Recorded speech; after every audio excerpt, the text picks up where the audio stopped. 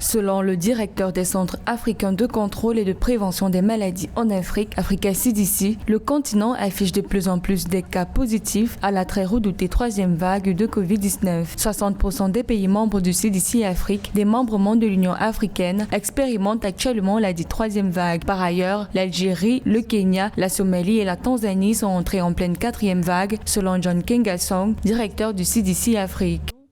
Toutes les analyses des spécialistes portent à croire que la troisième vague de la Covid est plus virulente, plus dangereuse, 60% de fois plus contagieuse que les deux précédentes formes. Et donc là, c'est un danger réel, un danger vraiment à prendre au sérieux au niveau de l'Afrique, compte tenu du fait que les plateaux techniques des hôpitaux ne sont pas capables d'organiser la réanimation d'un nombre important de personnes. Et donc, il y a la nécessité d'interpeller toute la population à beaucoup plus de vigilance, mais surtout les gouvernements à beaucoup plus d'investissement et d'engagement pour que cette troisième vague soit contenue en amont.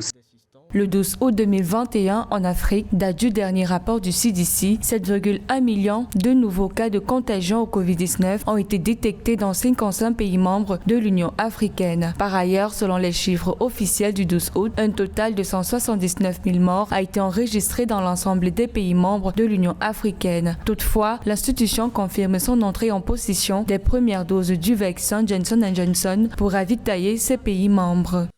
Vous savez, pour pouvoir vacciner 30% de la population africaine, il faut encore au moins 700 millions de doses de vaccins.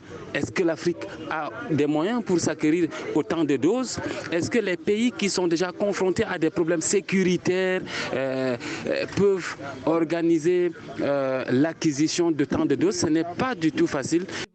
Selon les rapports du CDC Afrique, 1% de baisse au niveau des cas de contagion est observé tout au long du territoire. Pour ce qui est du taux de menace du virus sur le territoire africain, une hausse de 31% est observée en Afrique de l'Ouest, 11% en Afrique du Nord, 1% de hausse en Afrique de l'Est, 10% au sud de l'Afrique, ainsi qu'une baisse de 2% en Afrique centrale.